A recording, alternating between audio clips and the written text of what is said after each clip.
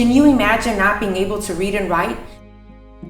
Can you imagine walking down the street and not being able to read the sign in front of you? Or to go out to eat and not being able to read the menu? Or to go and apply for a job and not being able to read the instructions to fill out the application? Project 214 has a very simple mission: promote education, provide resources, and improve lives.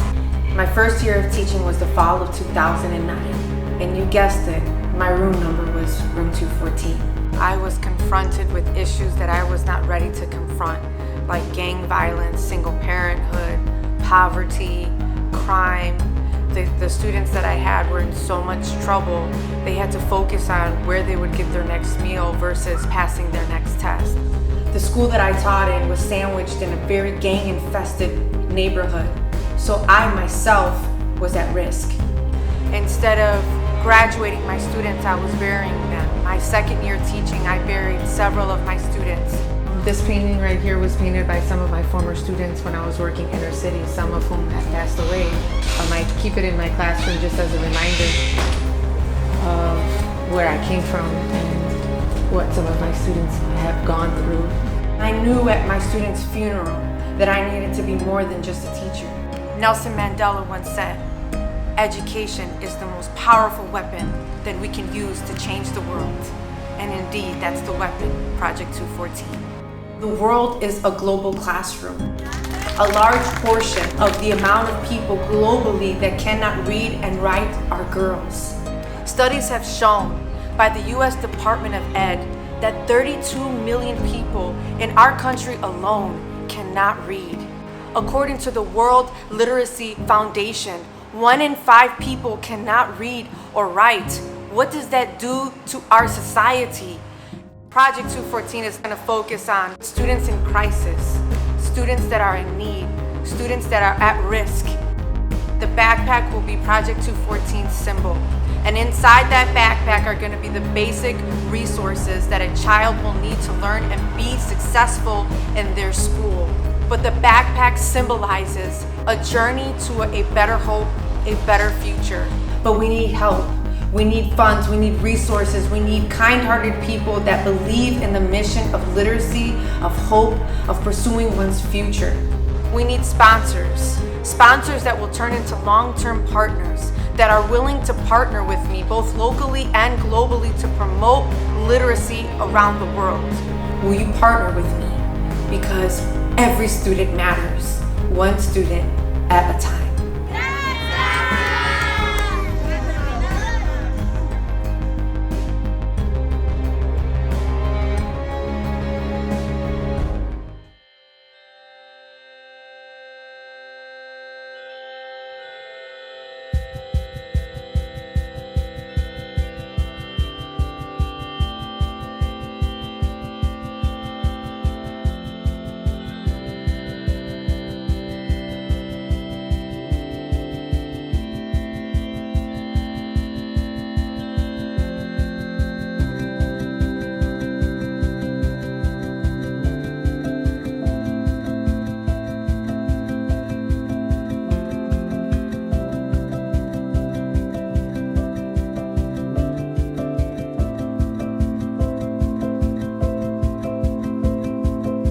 I see the work of your hands, galaxies spinning a heavenly dance. Oh God, all that you are is so overwhelming.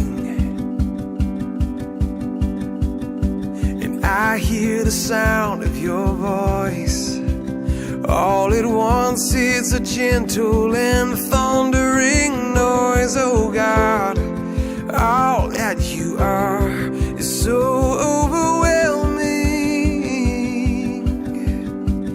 I delight myself in you, captivated by your beauty.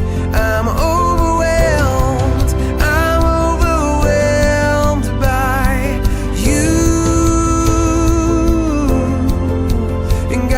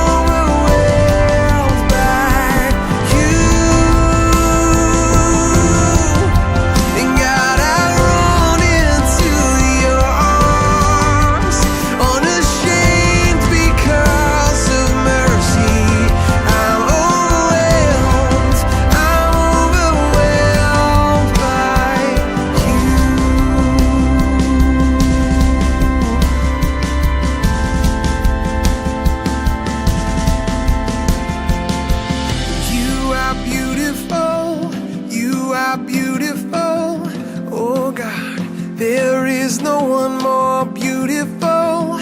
You are beautiful.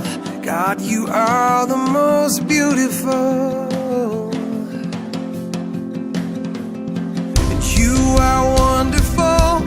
You are wonderful. Oh God, there is no one more wonderful. You are wonderful. God, you are the most wonderful. Yes, you are glorious.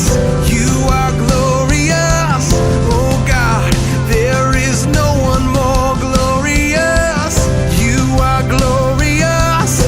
God, you are the most glorious. I delight myself in you, in the glory of your presence. I'm overwhelmed by you. And God, I run into your arms, unashamed because of mercy. I'm overwhelmed by you.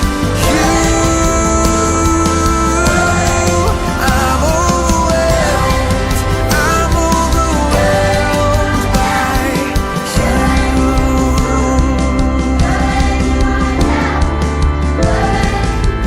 There is no one more beautiful. God, you are the most beautiful.